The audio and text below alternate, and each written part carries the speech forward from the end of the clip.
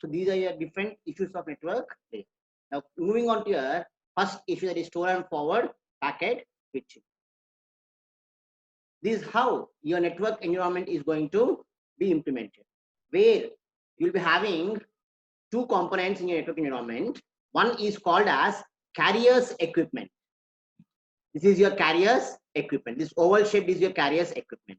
And you will be having your customers equipment. This host H1 and the host H2 along with this local network F are called as customers equipments.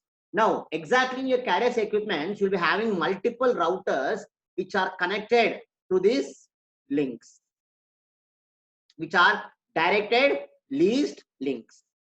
And your host may be directly connected to the carrier's equipment, or sometimes your host may be connected to your local network, which in turn is connected with your carrier's equipment router. So this is how your network environment is going to be implemented, or it will be designed.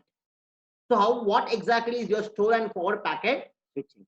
Now coming to your store and forward packet switching, here when a host H1 want to transfer data to host H2, the host H1 is going to transfer or place the data to its directed or directed router A, which is a part of your carrier equipment. And what A will do? A will not transfer data as soon as it receives from the host H1. A will transfer data only after it completely receives data from the host H1. That is, A is going to buffer the data. Whatever data is incoming from host H1, it will buffer the data at its location, that is called as storing. And once the transmission from H1 to A is completely done, then only it will forward the data to another router. Say here from A to C. The same thing is again happened at C. That means whatever router is there, that router is going to take the data from the incoming router, and once it completely takes data, then only it will forward to the next router. This technique or this methodology is called as store and forward packet switching. And here I have given very clearly about the store and forward packet switching, where we are having a host with a packet that will send or transmit data to the nearest router, either on its own LAN or over a point-to-point link to the carrier. The packet is stored there until it has fully arrived.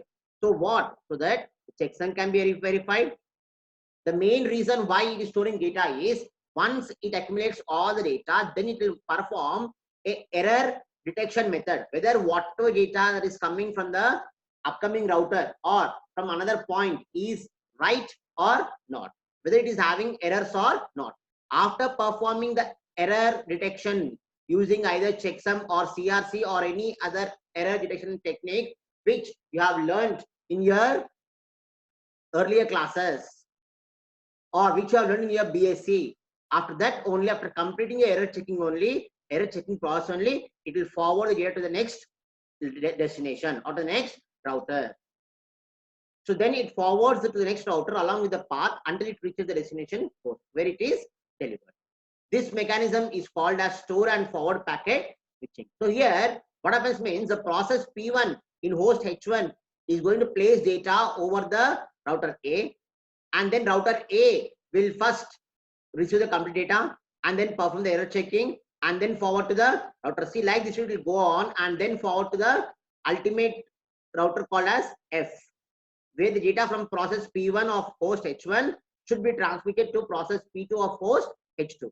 So now from this F, again you'll be having error checking process, and then F will forward to the process P2 of host H2, okay, through your data link layer. This is how your store and forward packet switching is implemented. Then coming to your second service, that is services provided to the transport layer. Now, as you know that in your OSI model, you are having 7 layers, or if you take a TCP/IP, you will be having a 4-layer architecture or a 5-layer architecture.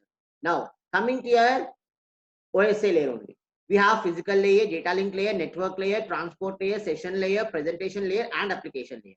Now observe carefully between network here, above network layer, you are going to have transport layer.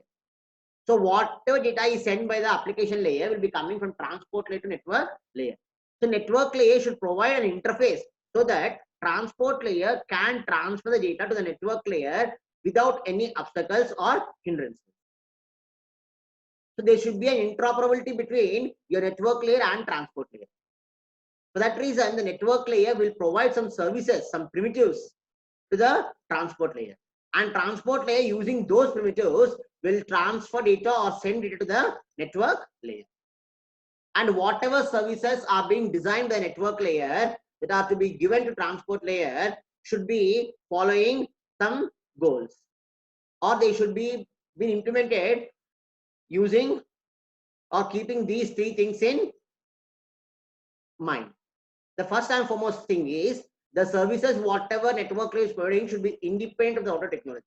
Whatever routing technology you are using, whether you are using your 802.3 or your 802.5 or any other routing technology, or whether you are using any type of topology, say bus topology, mesh topology, ring topology, or any star topology, or any hybrid topology, the services should be independent.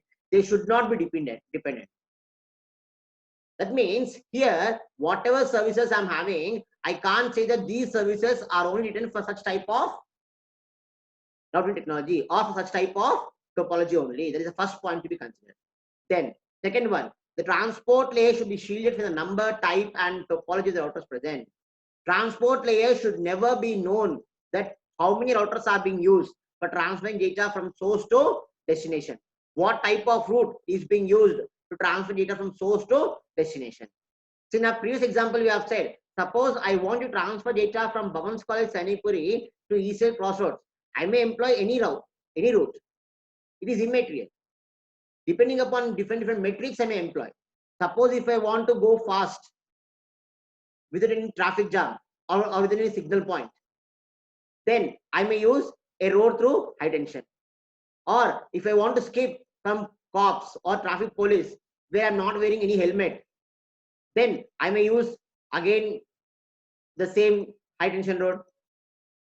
And if I want to go securely, then I may use your normal route, say Bhavan's College, Nirmal Nagar, 15 Bakery, Sanipuri Crossroads, and then ECL.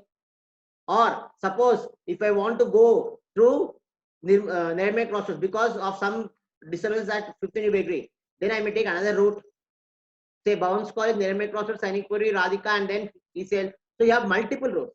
So here the destination or the transport layer should never know which route is being followed. It is a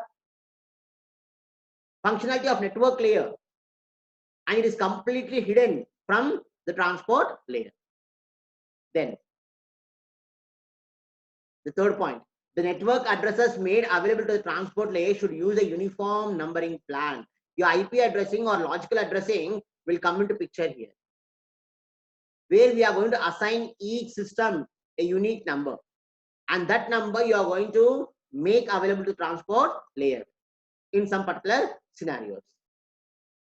So based on all these aspects, based on all these goals, we have, or the internet community or the network community, we're having a brainstorming session of what type of service should be exactly used for the network layer in transferring data from source to destination.